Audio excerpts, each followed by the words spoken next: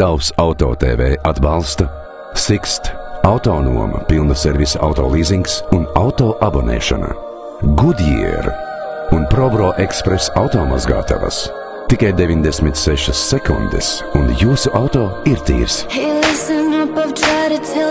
Šodien Tavs Auto TV dosimies testa braucienā ar vienu no veiksmīgākajiem BMW modeļiem pasaulē.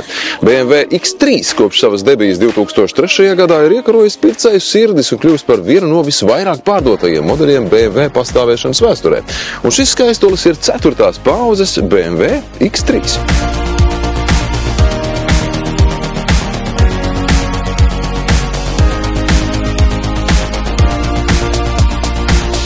Šī auto salonā pie stūres šodien iejūtas uzņēmēja Zane Kuļikovska, kuras darbības vēriens sniedzas 3 kontinentos. LJ Lainen ir ģimenes uzņēmums, kurš nodarbojas ar lobarības sastāvdaļu tirdzniecību un kopš 90. gadiem izaudzis no maza ofisa Rīgā līdz sadarbībai ar partneriem Āfrikā, Āzijā un Amerikā.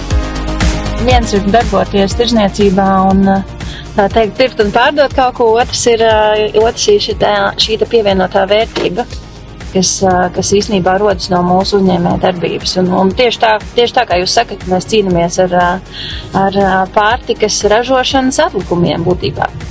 Lai viņi netiktu vienkārši izmesti mēslienē, mēs dodam viņiem šīs otrās pārstrādes iespējas, un kā rezultātā tiek saražot ļoti augstas vērtības produkti, kurus izmanto lobarībai sastāvdaļās.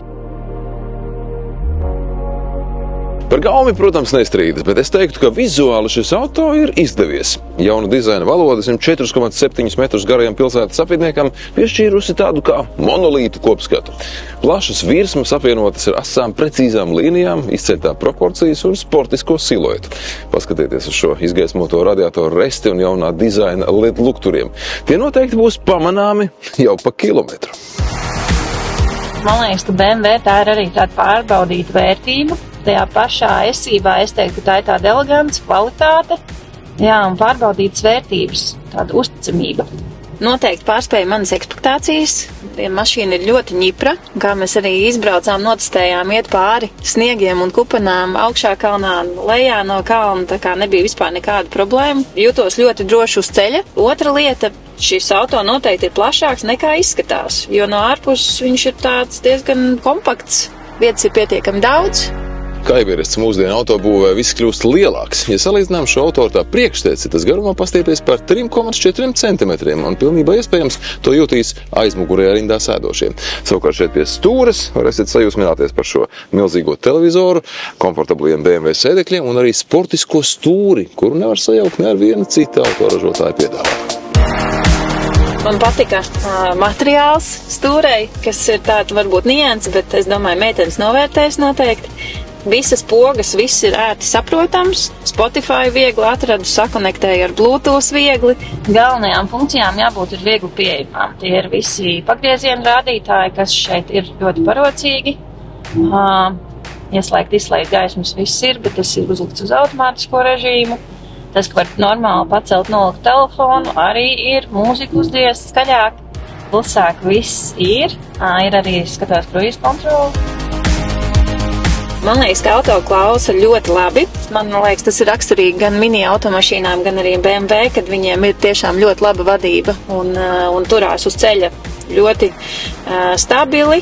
Visus zemes ceļus var uzbraukt augstākos, mazākos kalniņos, tā kā tas noteikti ir būtiski. Vismaz es domāju, ka tas spēlē lielu lomu. Man nav jāstraucās par to, vai es kupenā uzsēdīšos, iesprūdīšu tur, vai man būs jāzvan kādam palīgā. Bet nedaudz pievērsīsimies tehniskajiem datiem. Jaunais BMW X3 ir pieejams gan plug-in hibrīda versijā, sistēmas kopējā jauda 299 zirgspēki, gan aprīkots ar iekšdedzes dzinējiem. Piedāvājumā atradīsiet 208 zirgspēku benzīnieku un 197 zirgspēkus jaudīgu dīzelīti. Savukārt top versijā M50 zem X3 motoru pārsaiga paslēpts 398 zirgspēkus jaudīgs 6-cilindru benzīnieks.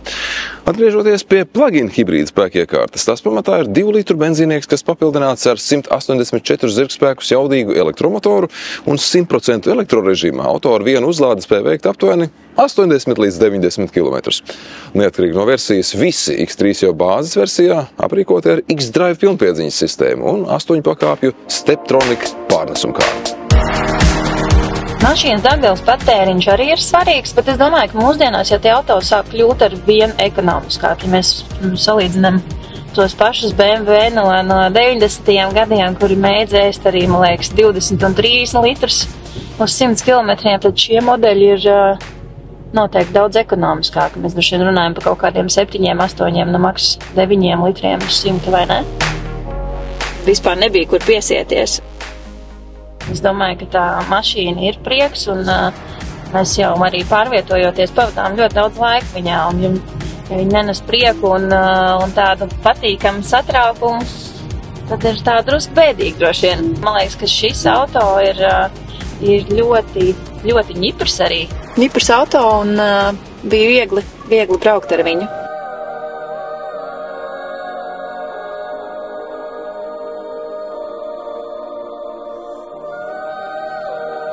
Taups Auto TV atbalsta Sixt, autonoma pilna servisa autolīzings un auto abonēšana, Goodyear un Probro Express automazgātavas. Tikai 96 sekundes un jūsu auto ir tīrs.